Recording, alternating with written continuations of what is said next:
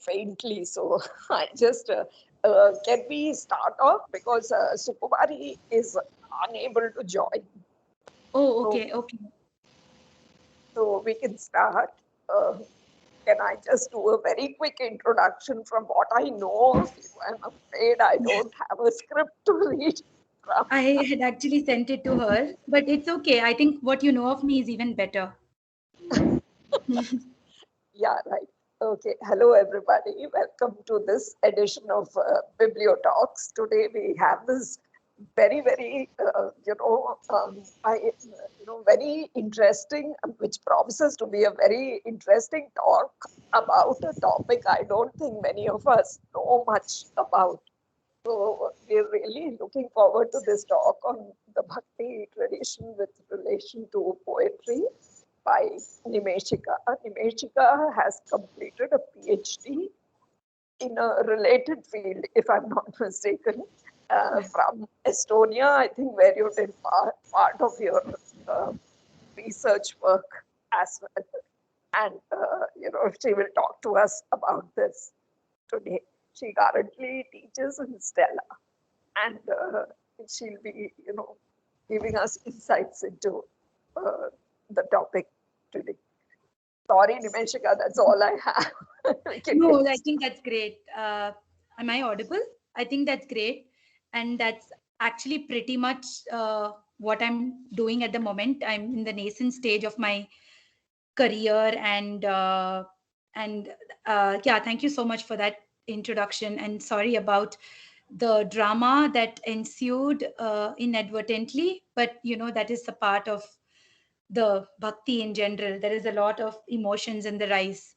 So yeah, all right. I would like to first thank Bibliotech for giving me this opportunity and this platform to present the thoughts on a topic that I have been quite interested in. And I'm also thankful to my family members who've been putting up with, all of this, because this is a talk that I'm doing in a while after the pandemic and all of that. So I'm just here to share some insights from an article that I had written for a newsletter, and in combination with some methods that I'd explored for my thesis. So to jump right into it, Sendil, maybe you could share the presentation. While that gets started, I just like to, maybe you can make that into a, yeah, perfect. Can you make that into a slideshow? Okay, great. The first one alone has animations. Okay. So essentially, this topic that I'm looking at, which is looking at negotiating bhakti and vernacular religion, is a part of what I did for my PhD. What I did for my PhD is slightly more different, but this is essentially what I'm interested in. And the beginnings of this actually came from two of my grandmothers, and it is essentially the confluence of both of their worldviews. So my maternal grandmother has always been interested in folklore and folk expressions, and I've learned that from her. And from my paternal grandmother, I've learned about stories about Andal and about the Bhakti tradition. And this had influenced me in my formative age. And later on, when I pursued my academics, I believe that this topic is kind of a confluence of them both. So I'm going to be exploring this concept called mystical speech genres. I would be explaining shortly what it is. But before going into that, I would start for. I know a lot of you are quite familiar with the Bhakti movement, but a quick brief into the Bhakti movement and its origins. So, as according to Sarvepalli Radhakrishnan, Bhakti could be understood as a relationship of trust and love to a personal God. The word bhaj is derived from the word bhakti is derived from the root word bhaj, which denotes a loving attachment to God. And can you go on to the next slide? Thank you. The Bhakti movement had initially originated in the southern part of India, and from there it spread to different parts of the country. And we other scholars like Jack Hawley identifies how the Bhakti movement spread to the north and there it flourished. But its origins is said to be in southern India. The first instance to the reference of Bhakti is found in the Sangam poetry, in the poetic composition of Paripadal, and it was later developed by Vaishnavite sects, the Arvars and the Vaishnavite sect of the Arvars, and the Shaivite, the Nayanmars. So another way to understand bhakti, as according to Hawley, is that it is complete when this experience is shared with others and when other individuals partake in a communal love and devotion for a certain deity. That being said, the notion of bhakti is rather elusive and its meaning changes in the context wherein it is inferred. So, according to some historians, the phenomenon of bhakti projected an anti-establishmentarian orientation, and it emerged as an opposition to the Brahminical supremacy. So, in the religious practices, so the bhakti poets essentially privileged the oral tradition and composing in the vernacular languages, and and dialects. The kind of symbolism that featured in their poetry was a mix of nature metaphors like sky, river, trees, and other elements such as that, or it could be metaphors that are taken from kitchen experiences or from their occupations, as we will see further on in this talk. One of the important aspects of bhakti is that it challenged caste discrimination, exclusivity, and ritualistic practices of institutionalized Hinduism, and it offered an alternate path to worship. With the emergence of the bhakti movement, there was a change in the relationship uh, that the devotees had with the divine. God, who was, excuse me, until then projected to be supreme and hierarchically above, became, through the mediation of bhakti, a friend, a child, a partner, a lover, and so on.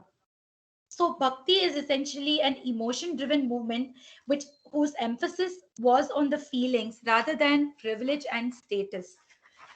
So, although bhakti and its various manifestations had been are discussed in different fields, for example, in religious studies, in philological studies, as it has been conducted, as well as anthropology, its intersections with folkloristics is largely uh, missing.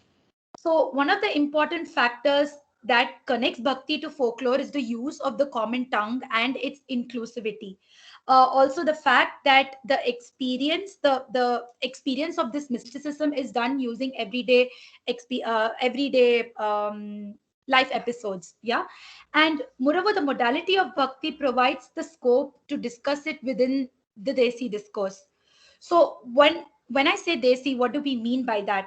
One of our favorite critics of our book club, whose talks also we have attended, is G.N. Devi, and according to him, he uses the word Bhasa to refer to the regional language that challenged the hegemony of Sanskrit. So tradition, which is the Indian term that we would use, tradition or the Indian notion parampara, consists of two strains, that is the Marga and the Desi, where Marga denotes the metropolitan and the Desi signifies rustic or vulgar expressions. Uh, in this idea, you can see that Marga and Desi are pitched as binary opposites. Whereas in the study of uh, bhakti, especially, I think we need not have to look at it as opposites, but rather look at it as fluid entities. And what I propose in this slide is to develop a Desi discourse. And in order to build on this idea, I would like to bring in another notion known as vernacular religion. This is propounded by the renowned who late folklorist Leonard Norman Primiano. And according to him, vernacular religion is lived religion, or it refers to the various ways in which human beings live religion, understand it, and practice it. So, when we look at the congruence of what we mean by bhakti and this idea of vernacular religion, it might help us arrive at a way to understand in a certain way a personalized modality of expression of mysticism. And that is what I call the mystical speech genres. So, bhakti as an expressive genre may manifest as ritualistic performance, or in the case of Mirabai, we're going to see it can also be performative, or it can also be through the spoken word, as we are going to see in the case of the Vachanakaras. So, can you move on to the next slide? Thank you.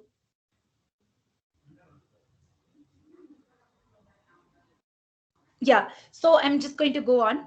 The next, so what I'm going to do in this next part of the talk is to give examples to show. Yeah, I think we are done with this. The next one. Right, Akka Mahadevi and Mirabai. And these are two poetic compositions that I've taken to demonstrate this idea of mystical speech genre.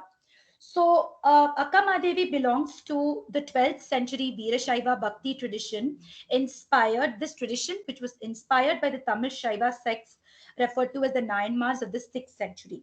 According to hagiographical accounts and later film adaptations, it portrays Akka Mahadevi with unparalleled beauty and as a fierce celibate. She considered her Lord Channa Mallikarjuna, or the Lord of Jasmine Flowers, as her bridegroom.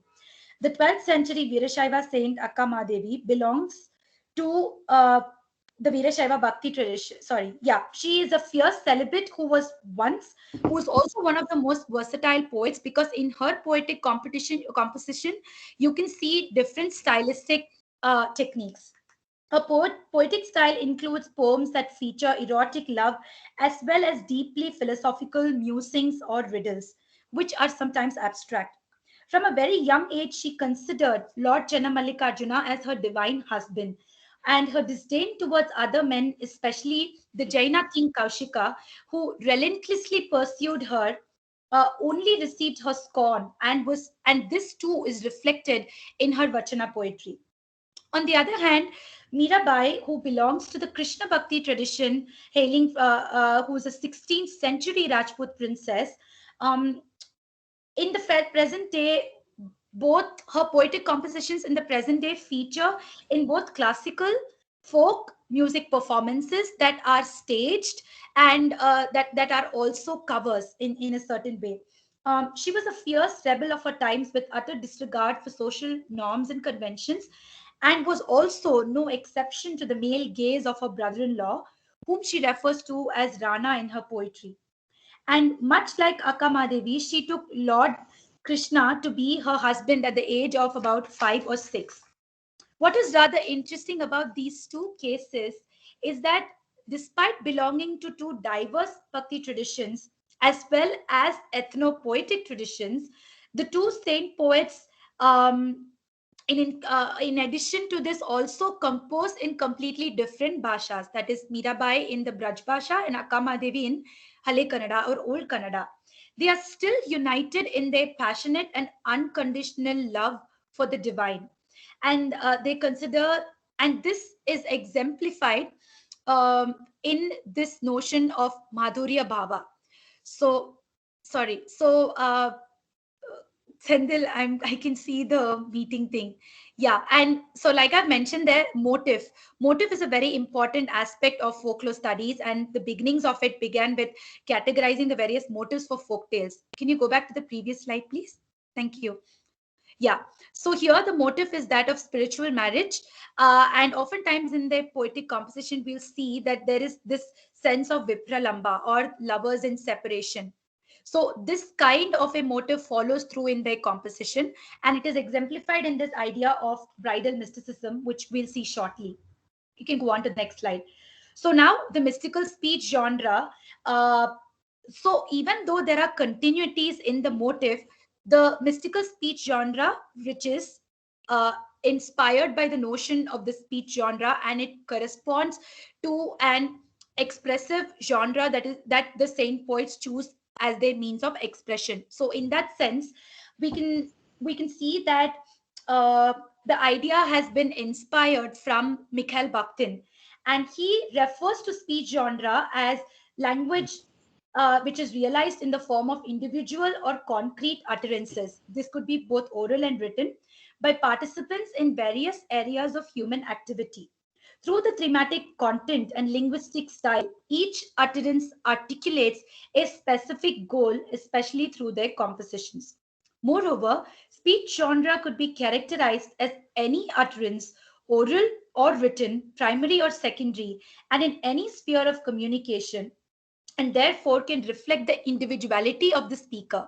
So, what we need to understand in this section is the individuality of the speaker that that we can relate to these saint poets.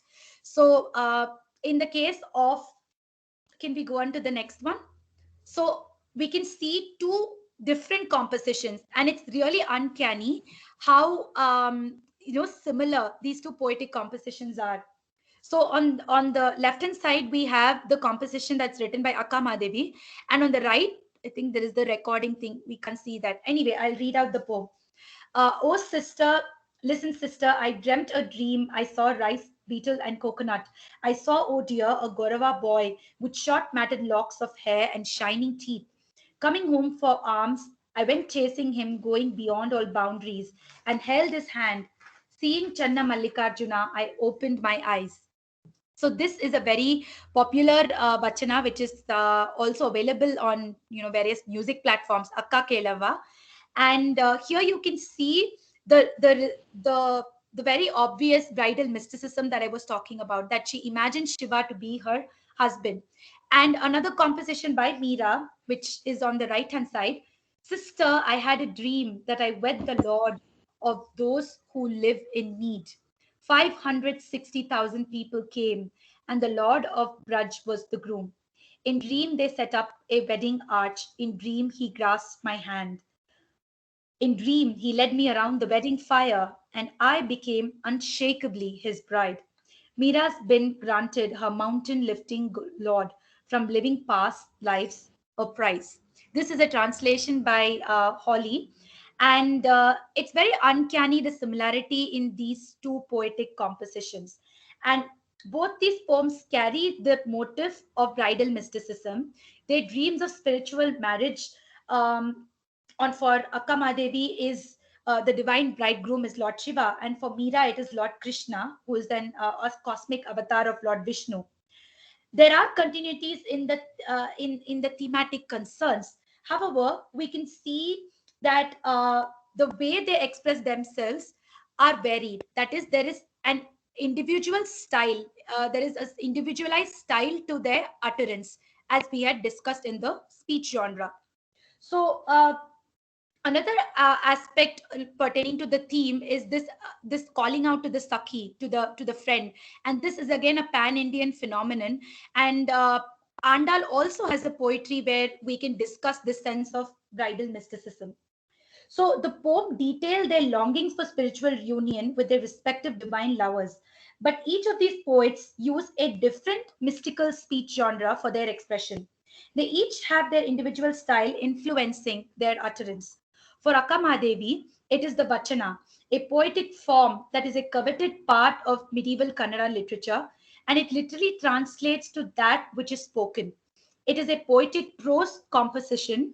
Sometimes they are even sung, and they are referred to as Hadagabbas, and they use everyday objects from their life to present a personalized expression of devotion and experiences. On the other hand, Meera's poetic expression was in the Braj Bhasha, which is the common language spoken during those times, and are often sung as bhajans in the present day. Hilary Powell, another noted Mirabai researcher, has analyzed the film songs as a genre of the, as a part of the bhakti as well, even the popular cultural representations. So, in that sense, one of the important aspects to remember about Mira's composition is that many of them were song and dance performances. Hailing from a patriarchal household, from a royal family, dancing was prohibited, and the extent of her social, uh, you know, her, um, her opposition to societal norms is seen in Kiran Nagarkar's fictional adaptation of Meera's life from the perspective of her jilted husband. It's titled Cuckold, and in that he refers to to her as a notch girl. The reason why I'm bringing this up is to actually show the volumes that this reference, that is from the insider's perspective, from the royal household, speaks about Mira's level of rebellion when she danced and performed. So, and not only that, it also is seen in some of her poetry where she refers to dancing. I'm colored with the color of dusk, O Rana, colored with the color of my lord. Drumming out the rhythms on the drums, I danced, dancing in the presence of the saints. So, moreover, the events in Mira's life and the salacious details pertaining to the legends surrounding her obstacles and her ultimate triumph has been adopted into various TV serials and films as well. And this brings in a whole other dimension to the aspect of performance. So, based on these two case in points, what we can see is that vernacular modalities of bhakti gives us a glimpse into the individualized speech genres of Akkamadevi and Meera. In their poetic expressions, we can see both patterns and thematic concerns, as well as a glimpse into their styles. They have similar motives, but their speech genres are characterized with intimacy with the divine, sensuality, and erotic spirituality, which is characteristic of bridal mysticism. The worldview that is presented is that of the hopes and dreams of a lover. So, Akkamadevi's individuality manifests in the form of Vachana, whereas in terms of for Mirabai, it is actually the performance. So Vachana, I think I missed out that bit, but what I wanted to say was Vachana is essentially the a spoken word form that is a coveted aspect of the medieval Kannada literature. And yes, and performance for Meera. Now, the second example that I would like to present to bring out this sense of speech genre is that of Kabir and Allama Prabhu, which would in the next slide. In the next slide, could you please? So here, okay, we are past this. The next one. Yeah, that's right. So here, as you can see, the motive that you can find running in both these poets is that of a certain sense of absurdity that is seen in their riddles. But even though both of them are experts of the riddle form, they have their own individual way of composing them. For instance, as I've mentioned here, we are going to see how in Allama Prabhu we see the Bedagina Vachanas, and for Kabir, it is what we can refer to as Ulat Bamsi. So these two poets emerged from diverse mystical traditions. The lives of both Allama and Kabir is riddled with mystery, and most of what we know about these two saints is through legends and hagiographical accounts, and they are mostly speculative. Allama Prabhu is another one of the important Virashaiva saints who was considered like to be the ultimate guru, even to the other Vachanakaras like Basavanna and Akkamadevi, right? And it is said that Allama Prabhu was in love with his wife, and he lived an entire life of conjugal bliss. And an unfortunate event led to the death of his wife, owing to which he was ridden with madness, and he began roaming the streets trying to find purpose to his life. And while in Kabir's poet, oftentimes his poetry he comes across as the mad genius. So in that sense, we can see the motive of the wandering mendicant and the riddling, the wise man being repeated, being sorry, and motives of these found in these two people's in these two poets' lives as well as their compositions. Both of these poets are masters of the riddle form in their own ways, and the poetic compositions of these poets could be considered under what we now know in literature as literary nonsense. So bear with me. I know that there is a lot of things that I'm bringing in, but here I'm trying to bring in the methods of both literature and folkloristics to kind of see how using an interdisciplinary approach tells us a lot more about the storytelling patterns and also gives us more insight about such vernacular expressions.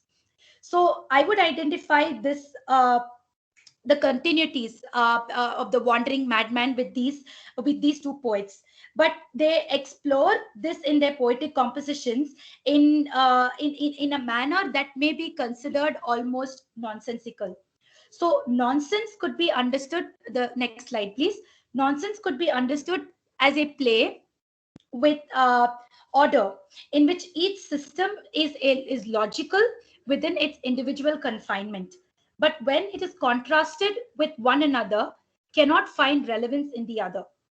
It is not illogical, although it may seem to be at the superficial level. However, there exists a unique system and an alternate logical order that subverts the universal order of things. What we need to remember when we are discussing this idea of mystical madness is that there is an order that exists separate from what is apparent.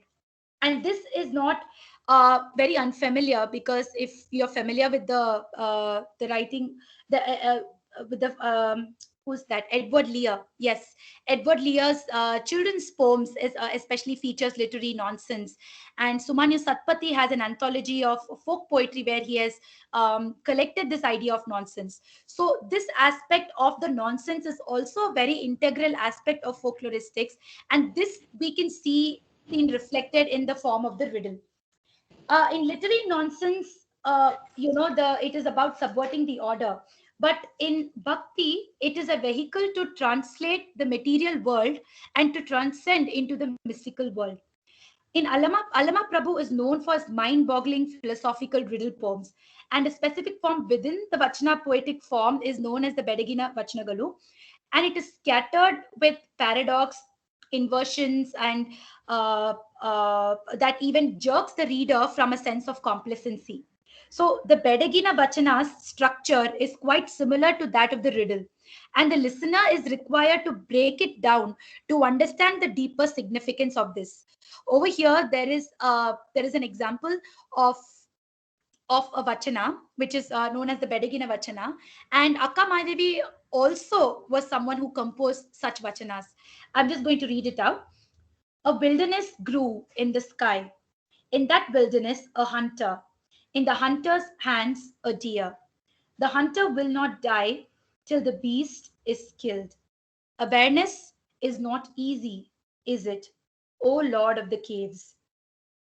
So this poem, when we look at it, might seem very abstract, and also might also seem nonsensical, as we have been discussing, because how can you have wilderness in the sky, and when there is already wilderness, when you're referring to the deer, why is there wilderness in the sky?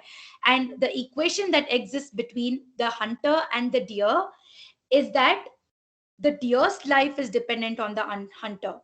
Whereas in this case, we can see that this relationship is subverted, it is inversed. The life of the hunter is somehow dependent on the deer. And why is that? When we probe into the esoteric meaning of this particular poem, we can see that the wilderness, perhaps wilderness signifies chaos and confusion in a certain way. And the expansiveness of the sky and the limitlessness of the sky is being used is used as the canvas in which this chaos and this sense of confusion spreads. So the deer here signifies desire. And when the deer is caught in the snares of the hunter, then it talks about a more philosophical understanding to about how desires of human beings are as expansive as the sky, and that it when it is caught in the snares of the hunter, that is when human beings continue to desire until they live in this mortal world, then there is no escape. There is a sense of confusion, and there is a sense of dissatisfaction that is going to constantly spread as spread through the sky, right? So there is an expansive, pervasive sense of confusion. The deeper significance of this also reflects one of the common themes of the Veerashaivas, where they talk about the futility of material satisfactions and desires.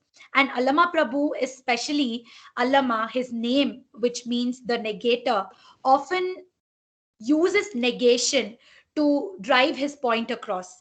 His uh, his sense of images imprints ourselves in the mind, but it also makes us think.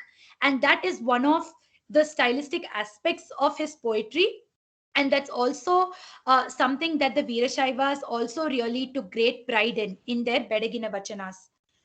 So, if we were to right. So the image, like I said, might be elusive and the meaning might be elusive. But when you probe into its esoteric meaning, you can find a deeper philosophical significance. But this sort of an idea is not entirely different, or it is not foreign to the Indian aesthetics, because it also exists in what Hess refers to when she says that it's as old as 3,000 years old. And this kind of a cryptic paradoxical expression is inspired from the Sandhya Bhasas. So if you can move on to the next poem. And this idea we will see in a different way reflected in Kabir's poem. It is not a wild beast, brother, not a wild beast, not, but everyone eats the meat. The beast is a whole world, unimaginable. Tear open the belly, no liver or guts. It's this kind of meat, brother, every minute sold. Bones and hooves on the dump, fire and smoke. Won't eat it. No head, no horn, and wears a tail. All the pundits meet and fight. Kabir sings a marriage song. So, continuing my argument, this too is a poem that might not make sense at the outset. And Kabir, especially, is known to use the riddle form to perplex the audience and to make them think in a similar way that Allama Prabhu did. But this being the case, it is fascinating that they both belong to completely different mystical traditions. So what Kabir uses is Ulat Bamsi, and it this expressive genre of Ulat Bamsi often infused local proverbs and sayings from folk beliefs and traditions, and it also included explanations to these beliefs with a multifarious spread of improbabilities concealing a simple truth. So when we look at this poem in the light of this as Ulat Bamsi, Hess, Linda Hess interprets this poem based on the insights of her informants. The meat here could refer to in one case to illusions or Maya, right? And the entire world partakes in it. So the illusion is referred to as the wild beast, and the wild beast that everybody in the world partake in. And the meat which comes from the beast could also be interpreted as sabda or truth, the ultimate truth, both of which are abstract concepts and are therefore not tangible. And here the and you can see that here too there is the running theme of the philosophical madness, and you can see continuities in the appearance of nonsense at the superficial level, but thematically it refers to something more. Also, the use of pundits meet and fight, we can probably look at it as how meat is completely juxtaposed to pandit. Although in some cases there can be the people hailing from the Brahmin community who are not vegetarians, but in many cases pandits or the priests are often vegetarians. And in this case, the irony and the sarcasm of Kabir comes through really well, where a metaphor of the wild beast and meat is used for the pandit who are fighting amongst themselves. So in the sense that people are fighting to have a piece of something that is illusion, that is not even tangible. So the kind of words that he uses, tear open the belly, no liver, no guts, talks about the futility of it. So you can see that in terms of themes, both of these poems in Allama Prabhu and in Kabir, there are continuities. But in both cases, the mystical speech genre have their own individual styles.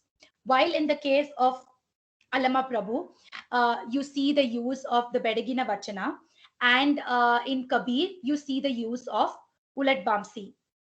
So both of them present a worldview through their poetry, seemingly absurd and nonsensical, but they are esoteric and full of symbolism.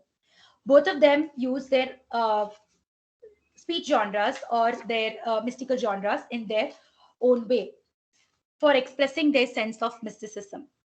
So another poet that I would like, that I recently came across while I was doing a project for IGNOU, is the Dalit poet Bhima Boy.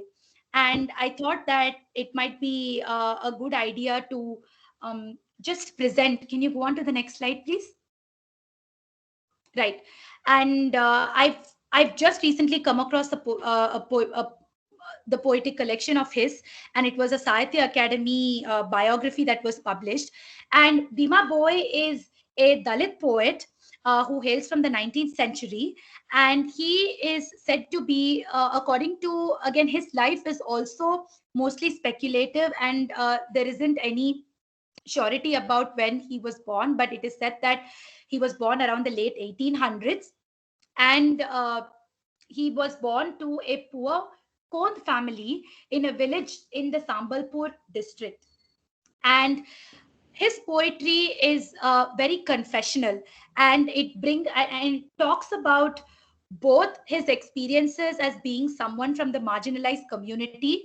A lot of his initial poems especially talks about the times that he spent herding cows, and the loneliness is quite arresting in those compositions.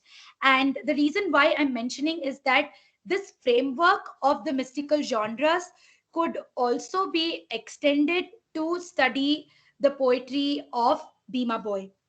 And owing to time constraint, and to limit myself to within the the scope of this talk, I picked up a few examples from the Bhakti poetic traditions. But what is very interesting is that this framework can also be applied to other poetic traditions, and perhaps that would bring us more insight about the vernacular modalities of expression, especially found in Bhakti. So, coming back to Bhima Boy, two of his compositions, Chautisa Madhu Chakra and Chautisa Rasara, feature racy folk idioms, and he describes in great detail the sensuality and the sensual experiences that he imagines between Radha and Krishna.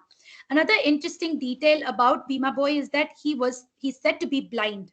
And despite being blind, his poetic compositions have a vibrancy to them and a certain sense of color to their expressions. He was later influenced by the Mahima Dharma, and that only enhanced his poetic compositions later on in life. His mystical speech genre, if I was to analyze it, which I plan to do in the future, is Boli. And he brings together both bhakti as well as his own ethnopoetic experience, the experiences that he had being a member of the Kond family. So, in that sense, you can see that this framework of the mystical speech genres can be applied to also other poetic traditions, and it is not restricted to just the Hindu faith. It can also extend to other religious traditions as well. For instance, the bridal mysticism particularly can also be extended to the poetry of Saint John of the Cross, and but that will be a whole other discussion altogether. So in conclusion, what are the takeaways from this, or what is it that I essentially propose through this talk? Could we go on to the next slide, please? Right.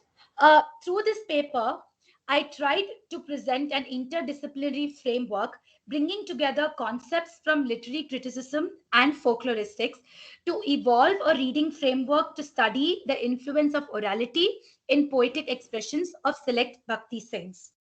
In the examples I presented, I identified similarities in motives and differences in the vernacular modalities of expression using what I refer to as the mystical speech genres. I argue that bringing folkloristic methodologies into studying literary works, more specifically Bhakti compositions and Bhakti literature, would highlight the inclusive nature of Bhakti poetry and challenge the eventual homogenization of saint life narratives and compositions by emphasizing on the vernacular expressions and practices. By examining patterns in the themes of the poetry of the saints, ranging from various mystical traditions, one can identify continuities and variations in the mystical speech genres. Bhakti, therefore, opens gateways for interdisciplinary engagements and inspire perspectives in the realm of folkloristics. This sort of a method would offer scope to understand the complexities in the similarities and the differences in the vernacular expression of religion, transcending religious and cultural boundaries across mystical traditions. Thank you. That's it from me.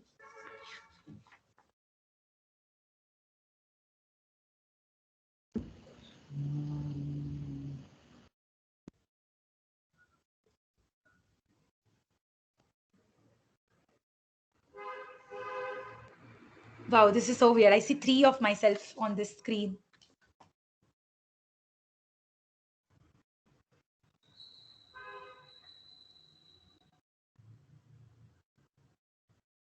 Hello. Yeah. Thank you so much, Nimeshika. Ah, sorry. I will just mute myself. Nimeshika, yeah. Padmaja is talking. Thank you so much, Nimeshika. It was wonderful talk. I had trouble joining in the beginning, so I hope that you were introduced by Padmaja.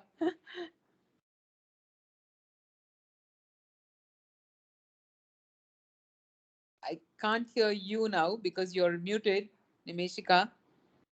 Sorry. Padmaja, go ahead. Go ahead, Nimeshika. Yeah, I just said thank you. Am I audible? Yes. Yeah. I said thank you for the introduction, and Padmaja gave a heartfelt introduction from her memory, which was even better than the curated one. Beautiful talk. Unfortunately, I had trouble getting into it, so that's why I was a bit late. The Of course, for people who don't know, Nimeshika is a folklorist, and she's currently a research scholar and assistant professor at Stella Maris, one of the Erasmus fellows from 2018 to 19, um, where she spent a couple of semesters as a scholar at the Estonian and Comparative Folklore University of Tartu. So thank you so much, Nimeshika. Wonderful talk, and I wish it could have been longer actually, but because of the space that we've been given at the club, we have to cut it short now. Padmaja, over to you if you have anything to add. Nothing to add, but I had many questions. If the club allows us time, or are we over the time? Padmaja, maybe Yes, a 5 Sendil, minutes. do we have? Yeah, 5 minutes. We can wind up. We'll be fine. Oh, Okay, questions. right. Okay, fine. Now, I anyone had has too questions? many questions. One is that, do we know whether these people read each other? They were familiar with each other's work, because this is Bhakti poetry. So you think that the lead is in the hands of the common people. And the second thing is, what was mainstream religion's response to Bhakti traditions, local folkloric traditions? Oh, thank you so much for those two very important questions, Padmaja, that you've raised. It's quite fascinating, actually. If we were to look at, for like to answer your first question, if these people read each other, So this is maybe it's a random example, but Ellis Dungan's film on Meera, that is based on, where MS Subbulakshmi played the role of Mirabai. She kind of refers to Mirabai like Andal, who's okay. This is so weird to see many of me, but anyway, she refers to Andal. Andal refers to Meera when she tries to convince her grandfather that she can marry Narayana. So both of them are completely separated. This one is 16th century and that one is like 6th century. There is no way that they could have met. And yet you can find a similarity in their poetic expression. At the same time, Meera was closely affiliated with Ravidas, who was also a Bhakti poet, and she considered him her guru. So in some cases, as in case of the Mirabai, or as in the case of Alama Prabhu, Akkama Devi, Basavanna, and the Veerashaivas, they existed as a poetic and scholarly group. And they learned from each other, so much so there is certain intertextuality to their poetic compositions. But this similarity in like bhakti poetry across the traditions and across the time actually talks about the significance of orality. Somewhere there should have been an oral tradition, or that should have played a role in bringing this when it comes to carrying forward the tradition. That's what I'm interested in. And your second question about how did mainstream religion react to this, a very valid question. And Champaka Lakshmi, in her assessment of South Asian religions, refers to, she actually makes this interesting point about the Arvas, where she said that Periyarva's poetry, which is a part of the Nalaya Divya Prabandham, and to an extent also has been institutionalized because it has existed for a long period of time. But what happened was that the tribal elements, or all of the folk aspects of the poem, any kind of religion that a folk religion, was also assimilated into what they refer to as the sect of Vaishnavism. And that way they kind of the subculture was suppressed in some way, and that is one of the reactions of mainstreamized religion, and that is also the main reason why there should be a folkloristic reading, so that these saints over a period of time would not be completely appropriated and put into some kind of a cookie cutter mold. Rather they can retain themselves for the differentiated way in which they express themselves. I don't know if that answered your question. Yes, thank you very much. I think there's someone else who had a question. Sheshadri, maybe if he can speak up. I see. I think my grandfather just waved. Oh, okay. Oh, that's your high grandfather. Okay. Okay. Any other questions? If anyone has, can go ahead now. I think Priya.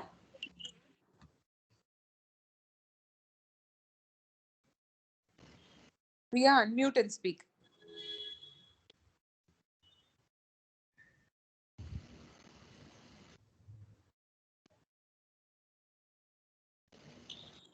Yeah, see this Purandara Dasa, Kanaka Dasa, all of them also belong to this Kannadiga. Do you call them as a folklorist, or what do you call them as?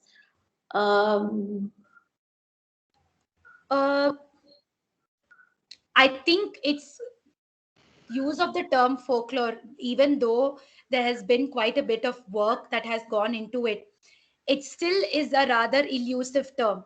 And I feel that the way we would need to justify or look at these, which is why I say folkloristic, some aspects of folklore that we can look at, but I think it depends in the meaning in which we consider it. So what do we, because different people have different meanings of folklore as well, but we are going to look at vernacular expression and using the regional language, using expressions that are from everyday life. And then the way that I would justify what I refer to as folkloric aspects to their poetry, I think based on that, it would be possible to consider that. Okay, okay. So you think Akkama Devi is more folklorist? Is it her language?